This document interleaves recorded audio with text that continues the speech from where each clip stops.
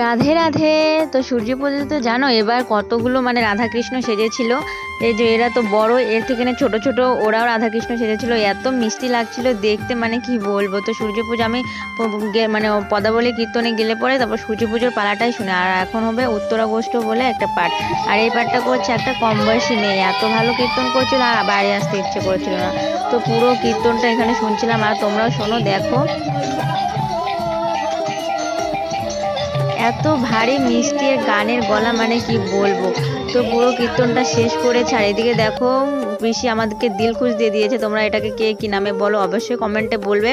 আর এটা ছিল তার পরের দিন, এই তো ভোগ খেতে যাবো, আজকে আছে ভোগ। তো এখানে আমি রেডি বলতে কি স্নান করে নিয়ে এই তো, আর এই আমার হেয়ার বেলটা কেমন দেখাচ্ছিলাম তোমরা কমেন্টে বলো। তো এসে পড়েছে, আর এসে নিয়ে তো আমি খাওয়ার সময় ভিডিও করতে ভুলে গিয়েছিলাম। তো একটা ভাজতা বললো, তো আর এই তো এখন ছোট্ট একটা ক্লিপ নিয়ে নিয়েছে। আর খাওয়া দাওয়ার পরে দেখো এরকম করে নাকি আগে ছোটবেলা কারা কারা খেলেছে বাচ্চারা।